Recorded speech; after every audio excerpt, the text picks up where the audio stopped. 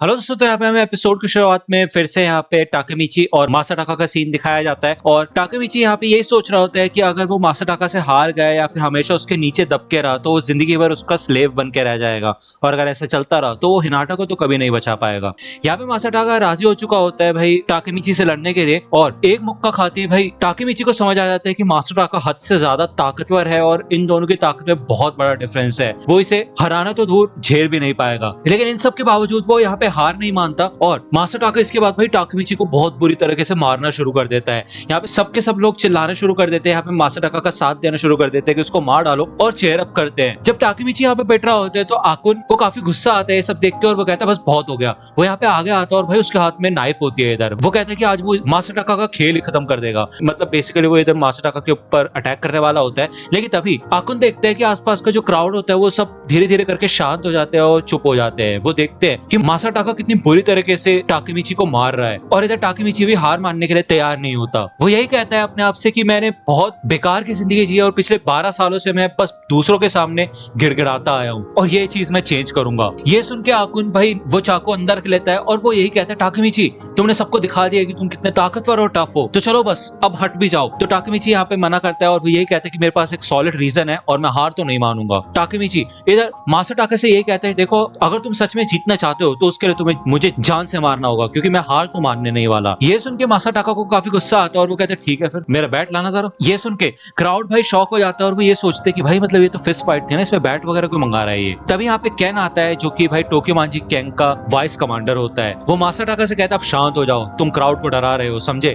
उसके पीछे यहाँ पे मांजिरो सानो आता है और जब यहाँ पे टाकेमिची के दोस्त ये सोच रहे होते कि ये है कौन, सबके सब यहाँ पे सर झुका के खड़े हो जाते हैं और मांजिरो को भाई ग्रीट करते हैं जो कि टोक्योमांजी गैंग का कमांडर है। इधर मांजिरो रिंग के अंदर आ जाता है और यहाँ पे एक गुंडा कहता है कि सर मैं आपकी थर्ड बाइकर गैंग का हिस्सा हूँ, आपने मेरे को पहचाना। तो यहाँ पे मांजिरो उसको इग्नोर कर देता है और आगे बढ़ जाता है और कैन उस बंदे से आके कहता है देखो मांजिरो ऐरे गैरों से बात नहीं करता, वो सिर्फ उन लोगों से बात करता है जिसमें वो इंटरेस्टेड होता है। इधर मासाटाका भी मांजिरो के आगे झुकता है लेकिन वो उसे भी इग्नोर करके आगे बढ़ जाता है और कैन भाई उसे आके किक मारता है और कहता है कि जब भी मांजिरो को ग्रीट करो तो और नीचे झुको समझे। इधर मांजिरो टाकेमिची के पास आ जाता है और वो उससे पूछता है कि तुम्हारा नाम क्या है। तो यहाँ पे टाकेमिची अपना नाम बताता है और मांजिरो उसका नाम अलग तरीके से लेता है और कहता है टाकेमिची, वाओ नाइस नेम। अब ये बताओ मुझे टाकेमिची कि क्या तुम सच में मेरे स्कूल में हो। तो यहाँ पे टाकेमिची चुप रहता है और मांजिरो कहता है ठीक है फिर आज से तुम मेरे दोस्त हो, ठीक है। इससे टाकेमिची शॉक हो जाता है और मांजिरो इसके बाद मासाटाका के पास आता है और वो उससे पूछता है कि क्या तुम ही ये फाइट्स करवाते हो इधर। तो मासाटाका कहता है हाँ। मांजिरो उसके बाद भाई उसको मुंह पे लात देके मारता है, उसके बाद और भी बुरी तरीके से उसको मारता है और वो यहाँ से जाने लगता है और वो यही कहता है कि ये फाइट क्लब एकदम घटिया है। कैन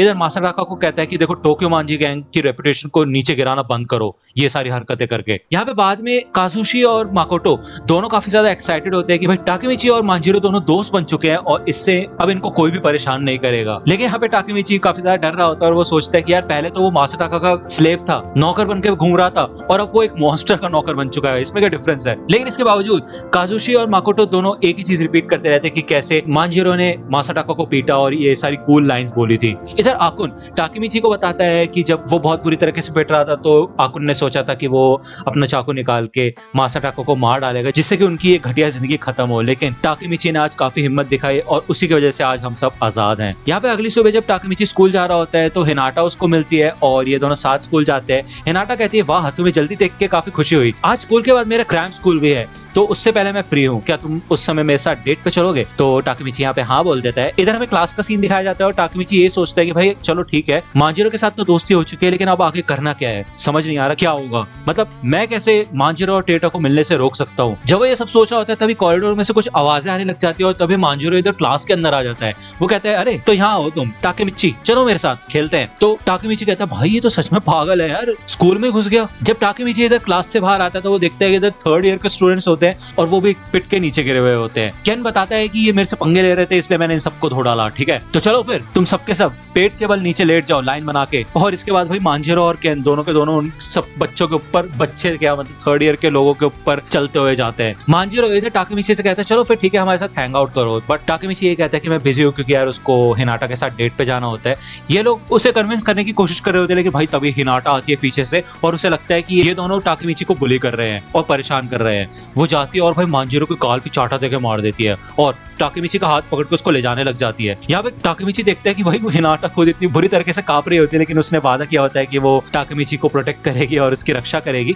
लेकिन तभी केन आता है और हिनाटा का हाथ पकड़ लेता है और वो कहता है, हे बच्ची, तुम्हें क्या लगता है कि तुम मांजीरो को आके चाटा मारोगी और यहाँ से आराम से निकल जाओगी? तो हिनाटा ये कहती है कि अगर तुम सच में इसके दोस्त होते ना तो उसे जबरदस्ती स्कूल से नहीं लेके जाते, और अगर तुम्हारी वजह से ही टाकेमिची रोज पिट के आता है और उसको इतनी चोट लगती है तो मैं इस चीज को खत्म करूंगी, समझे?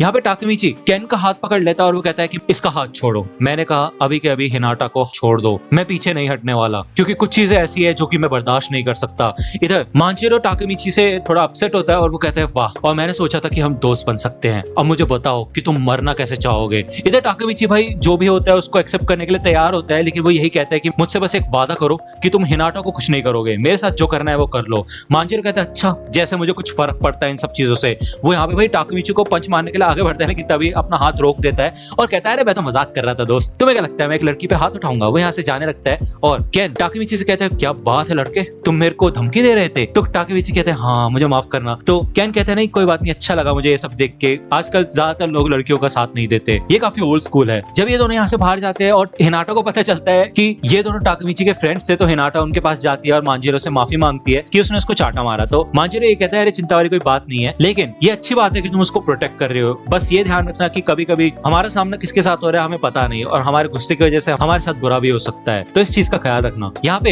हिनाटा यही बोलते हैं कि ठीक है फिर टाकेमिची, हम अपने डेट पे किसी और दिन चले जाएंगे, आज तुम्हारे दोस्त किसी और स्कूल से तुमसे मिलने आए हैं तो तुम इनके साथ जाओ। जब ये लोग साइकिल पे जा रहे होते हैं तो टाकेमिची याद करता है कि नारुतो ने उसे बताया था कि टोक्योमांची गैंग ने काफी बुरी बुरी चीजें की है, मर्डर, गैम्बलिंग, किडनैपिंग वगैरह, लेकिन मांजीरो को देख के ऐसा लगता नहीं कि यही वो बुरी गैंग का लीडर है। टाकेमिची इधर मांजीरो से पूछता है कि मुझे एक बात बताओ कि तुमने मुझे अपना दोस्त क्यों बनाया, मतलब मुझ में क्या पसंद आया तुम्हें? तो मांजीरो ये बताता है कि मेरे एक बड़ा भाई था जो कि मुझसे 10 साल बड़ा था और वो भी बिल्कुल तुम्हारी तरह ही था, वो अपने से ताकतवर लोगों से हमेशा लड़ता रहता था और कभी भी हार नहीं मानता था और पीछे नहीं हटता था। तो टाकेमिची मुझे तुम्हें देख के उसकी याद आती है, वो अब जिंदा नहीं है। मांजीरो बताता है कि आजकल लोगों को लगता है कि हम जैसे लोग काफी घटिया होते हैं, लेकिन जब मेरे भाई जिंदा था तब काफी तरह की बाइकर गैंग्स हुआ करती थी जो कि अपने आप को काफी ताकतवर समझते थे और आपस में हमेशा लड़ते रहते थे, लेकिन समय आने पे वो चीजें ठीक भी करते थे और इसी वजह से मांजीरो को उन सब चीजों से कोई प्रॉब्लम नहीं होती थी। मांजीरो अब एक नया एरा बनाना चाहता है ऐसे गुंडों के लिए और वो चाहता है कि टाकेमिची भी उसके साथ चले। केन यही बताता है कि वैसे हमने आज तक कई नए अलग अलग तरीके के फाइटर्स को देखा है, काफी ताकतवर लोगों को देखा है,